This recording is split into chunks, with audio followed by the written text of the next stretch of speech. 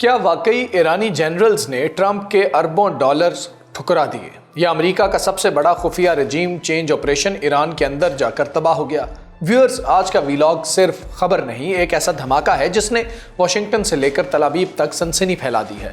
نامور صحافی پیپ ایسکوبار کے سنسنی خیز انکشافات کے مطابق ٹرمپ انتظامیہ نے ایران کے سپریم لیڈر مجتبی خامنہئی کا تختہ الٹنے کے لیے ایرانی فوجی قیادت کو اربوں ڈالرز اور طاقتور ترین مارشل لاء کی پیشکش کی، لیکن آگے جو ہوا اس نے پینٹاگون کے ہوش اڑا دیے۔ کیا ایرانی سپریم لیڈر کو اپنے ہی جنرلز نے بچایا؟ امریکہ کی اسٹیٹ ڈیلنگ ناکام کیوں ہوئی؟ چلیے سارے حقائق آپ کے ساتھ شیئر کرتے ہیں۔ آپ دیکھ رہے ہیں 92 نیوز ویلاگز اور میں ہوں حمزہ تارڑ۔ ویورز، یہ جو شخص آپ کی اسکرین پر آ رہا ہے یہ بنیادی طور پر برازیل کا ایک بڑا پرومیننٹ اور انتہائی بااثر صحافی ہے۔ اس کا نام ہے پیپ ایسکوبار۔ اس نے جو انکشاف کیا ہے وہ پوری کہانی آپ کے سامنے رکھ دیتا ہوں۔ وہ یہ ہے کہ اس نے دعویٰ کیا کہ ڈونلڈ ٹرمپ نے اربوں ڈالرز ایران کے آرمی چیف اور جنرلز کو دیے اور کہا کہ تم مارشل لاء لگا دو، بغاوت کر دو، ایرانی سپریم لیڈر مجتبی خامنہئی کو گرفتار کرو، ان کا تختہ الٹ دو، صدر کو گرفتار کر لو اور اقتدار پر قبضہ کر لو۔ لیکن ہوا کیا؟ چیخیں کس کی نکل رہی ہیں سب دنیا کے سامنے ہے۔ ویورز، اربوں ڈالرز بہت بڑی رقم ہوتی ہے۔ آپ تصور کریں کہ جنرل وحیدی نے اس پیشکش کو یکسر مسترد کر دیا اور کہا کہ ہم یہ کام نہیں کریں گے۔ یہ خبر سپریم لیڈر تک پہنچتی ہے اور اس کے بعد صورتحال آپ کے سامنے ہے۔ جب آپ کو یہ پتا چل جائے کہ میرے ساتھ جنرل کھڑے ہیں، میرے ساتھ فوج کھڑی ہے اور سب نے بغاوت سے انکار کر دیا ہے، تو پھر صورتحال کیا بنتی ہے؟ کیونکہ رجیم چینج آپریشن تو ناکام ہو گیا۔ پہلے عوام کو سڑکوں پر نکالنے کی کوشش ہوئی، وہ ناکام ہوئی۔ اس کے بعد براہ راست حملہ کیا گیا، وہ بھی ناکام ہوا۔ اس کے علاوہ بھی مختلف حربے استعمال کیے گئے۔ اپنے ایجنٹس کے ذریعے جو کچھ ممکن تھا کیا گیا، لیکن اس کے باوجود یہ کام نہیں ہو سکا۔ اب آپ یہ سوچیں کہ ایران اپنی شرائط سے پیچھے کیوں نہیں ہٹ رہا؟ کیونکہ اگر یہ دعویٰ درست ہے تو امریکہ کے پاس ایٹمی حملے کے علاوہ ایران پر دباؤ ڈالنے کے آپشنز محدود ہوتے جا رہے ہیں، یعنی کہ مکمل طور پر رجیم چینج آپریشن کی دوسری کوشش بھی ناکام ہوتی ہی دکھائی دے رہی ہے۔ یہ وہی طریقہ ہے جس کا الزام امریکہ پر وینزویلا کے معاملے پر بھی لگایا جاتا رہا ہے۔ وینزویلا میں کیا ہوا؟ الزام یہ ہے کہ وہاں کے فوجی اور سیکیورٹی حکام کو اپنے ساتھ ملانے کی کوشش کی گئی، جنرلز کو خریدنے کی کوشش کی گئی اور پھر صدر نکولس مادورو کے خلاف کارروائی کی گئی۔ ورنہ کسی بھی ملک کے اندر کوئی بیرونی طاقت آ کر اس کے صدر کو اس وقت تک کیسے اٹھا سکتی ہے جب تک اس ملک کے اندر موجود طاقتور سیکیورٹی عناصر کی کسی نہ کسی سطح پر حمایت یا تعاون حاصل نہ ہو، جب تک ایئر چیف ساتھ نہ ہو، جب تک آرمی چیف ساتھ نہ ہو، جب تک پولیس چیف اور سیکیورٹی حکام ساتھ نہ ہو۔ کیا یہ ممکن ہے کہ کوئی بیرونی طاقت آئے اور پورے ملک کے سربراہ کو اٹھا کر اپنے ساتھ اغوا کرتے ہوئے لے جائے؟ آج وینزویلا کے تیل کے حوالے سے بھی امریکہ پر مختلف الزامات لگتے ہیں۔ بنیادی طور پر الزام یہ ہے کہ امریکہ ایران میں بھی اسی طرح کا ماڈل اختیار کرنا چاہتا تھا، ایران میں بھی مبینہ طور پر اعلیٰ قیادت کو ہٹانا تھا، لیکن حالات اس کے برعکس نکلے۔ ناظرین، اس کے ساتھ اب آپ کو یہ بات بھی سمجھ آتی ہے کہ حالیہ عرصے میں ٹرمپ کی جانب سے یہ بات کیوں سامنے آئی کہ ایرانیوں کو خریدنا آسان نہیں ہے، یہ لوگ نہیں بکتے اور ان کے ساتھ کسی اور طریقے سے ڈیل کرنا پڑے گی۔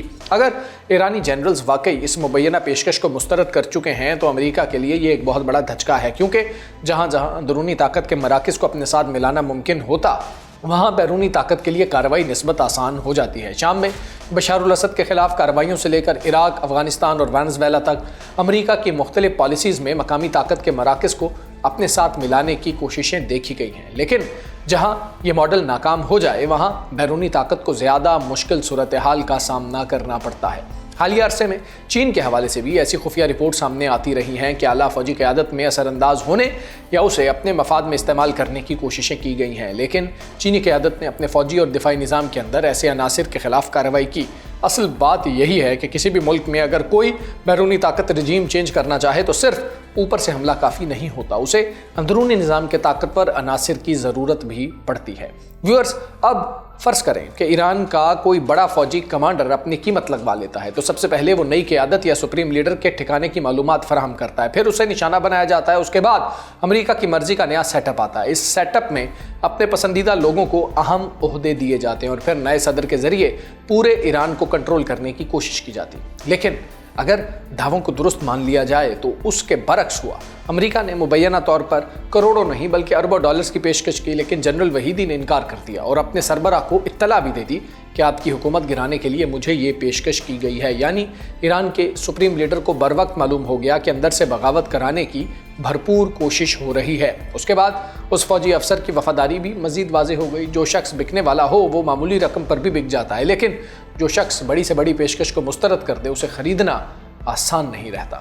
यही वो मकाम है जहां अमेरिका के लिए असल मसला पैदा होता है। अब सवाल यह है कि अमेरिका के पास अगर ये ऑप्शन भी नहीं है तो ऑप्शन बचता है क्या? अगर अंदरूनी बगावत नाकाम हो जाए, अवामी एहतजाज के जरिए रजीम चेंज नाकाम हो जाए, फौजी दबाव मतलूबा नतीजा ना दे और आला फौजी क़यादत भी अपने निज़ाम के साथ खड़ी रहे, तो फिर बैरूनी ताकत के पास बराह रास्त दबाव, मुआशी पाबंदियों और फौजी हमलों के अलावा बहुत कम रास्ते रह जाते हैं। इसी तनाजुर में ईरान के साथ तिजारत करने वाले ममालिक के खिलाफ नई पाबंदियों की बात सामने आई है। यानी अब सिर्फ दबाव ईरान तक महदूद रखने के बजाय उन ममालिक तक भी फैलाने की कोशिश की जा रही है जो ईरान के साथ कारोबार कर रहे हैं। और अगर ईरान के मीडिया में ये बात सामने आ रही है कि एयरपोर्ट्स और बंदरगाहों को मुमकिन हमले के पेश नज़र बंद करने की तैयारी की जाए तो उससे खित्ते में कशीदगी की शिद्दत का अंदाज़ा लगाया जा सकता है। अमेरिका की जानिब से ईरान के खिलाफ मजीद पाबंदियों के ऐलान के बाद आलमी मार्केट में तेल की कीमतों पर भी दबाव आ सकता है, क्योंकि ईरान सिर्फ एक मुल्क नहीं बल्कि आलमी तवानाई के निज़ाम में एक इंतहाई अहम जोग्राफियाई मकाम रखता है। ट्रंप के लिए सबसे बड़ा मसला यही है कि वो ऐसी सूरत हाल नहीं चाहता जहां जंग तवील हो जाए, तेल की कीमतें बढ़ें, आलमी तिजारत मुतासिर हो और अमरीकी मईशत पर इजाफी दबाव पड़े। और अब सूरत हाल यही बनती हुई दिखाई दे रही है कि अगर अंदरूनी तौर पर ईरान को तोड़ने की कोशिश नाकाम हो जाए तो अगला मरहला कहीं ज़्यादा ख़तरनाक हो सकता है।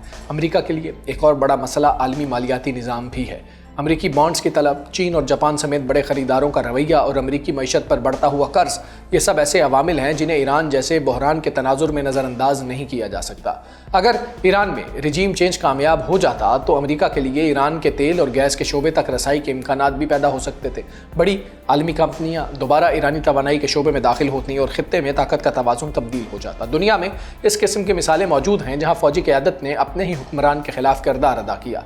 मिस्र में जनरल अब्दुल फताह अल सीसी के किरदार और मोहम्मद मुर्सी की हुकूमत के खात्मे को भी इसी तनाजुर में ज़ेर बहस लाया जाता है। लेकिन हर मुल्क की सूरत हाल एक जैसी नहीं हुआ करती। कई जगहों पर रजीम चेंज के मंसूबे नाकाम भी हुए। चीन में बैरूनी दबाव अपनी मतलूबा शक्ल इख्तियार ना कर सका, रूस में भी अमरीका अपने मकासद हासिल ना कर सका, और अब ईरान में भी अगर फ़ौजी क़यादत मुत्तहिद रहती है तो ये अमरीका के लिए एक बहुत बड़ा चैलेंज बन जाता है। लेकिन ईरान ने सिर्फ अपनी फ़ौजी क़यादत को मुत्तहिद नहीं रखा बल्कि एक और अहम काम भी किया है। साबिक शहीद ईरानी सुप्रीम लीडर आयतुल्लाह अली ख़ामनेई के दौर में ईरान के दिफाई और कमांड सिस्टम को निचली सतह तक तकसीम करने की हिकमत अमली इख्तियार की गई। यानी पूरा निज़ाम सिर्फ एक आर्मी चीफ या एक मरकज़ी कमांडर के हुक्म का मोहताज नहीं है। इत्तलात के मुताबिक मुतअद्दिद कमांड सेंटर्स को ज़्यादा खुद मुख्तार अंदाज में काम करने की सलाहियत दी गई है। हर कमांड सेंटर को मखसूस जिम्मेदारियां दी गई हैं ताकि किसी एक शख्सियत को हटा देने से पूरा निज़ाम मफलूज ना हो जाए। इसका सबसे बड़ा फ़ायदा यह है कि अगर किसी एक आला अफसर को हटाया भी जाए या वो बगावत करे तो पूरा दिफाई निज़ाम उसके साथ नहीं गिरा करता। इसलिए हालिया कशीदगी के दौरान बाज़ हमलों की जिम्मेदारी के बारे में फौरी तौर पर हतमी मौक़िफ़ सामने नहीं आता।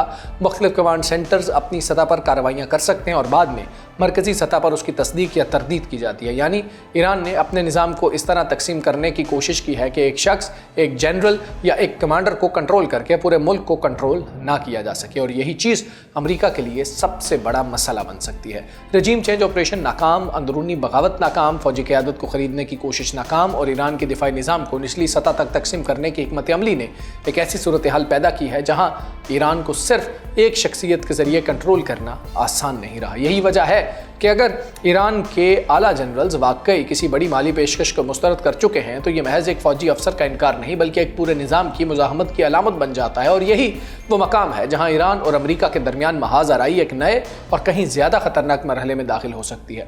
व्यूअर्स, अब असल मुकाबला सिर्फ मिसाइलों, तैयारों और जंगी जहाज़ों का नहीं रहा बल्कि ये मुकाबला इस बात का भी है कि कौन अपने निज़ाम को अंदर से मुत्तहिद रख सकता है। अगर ईरान के फ़ौजी और सिक्योरिटी इदारे मुत्तहिद रहे तो अमरीका के लिए ईरान के खिलाफ किसी भी रजीम चेंज ऑपरेशन को कामयाब बनाना इंतहाई मुश्किल हो जाएगा। और अगर ये दावे दुरुस्त साबित होते हैं तो ईरान के आला जनरल्स का मुबैना इनकार अमरीका के लिए सिर्फ एक नाकामी ही नहीं बल्कि खित्ते में उसकी पूरी हिकमत अमली के लिए एक बड़ा धचका साबित हो सकता है। व्यूअर्स, अमरीका ने इराक से लेकर वेनेजुएला और मिस्र तक जिस बगावती मॉडल के ज़रिए हुकूमतें गिराईं, ईरान के कमांड सिस्टम और पासदाराने इनकलाब के सामने वो मॉडल मुकम्मल तौर पर पाश हो चुका है। अगर अरबों डॉलर की ये पेशकश वाकई ठुकराई जा चुकी है तो अमरीका के पास अब सिवाय खुले जंगी जुनून या मुआशी पाबंदियों के कोई रास्ता नहीं बचा। लेकिन सवाल यह है कि क्या वाशिंगटन एक ऐसी तवील जंग का बोझ उठा सकता है जिसका नतीजा खुद उसकी मईशत की तबाही हो? क्या ईरान की यह निचली सतह तक फैली दिफाई हिकमत अमली अमरीका को पीछे हटने पर मजबूर कर देगी? आपका इस पूरे मामले पर क्या मौक़िफ़ है? कमेंट सेक्शन में बताइए। मुझे इजाज़त दें।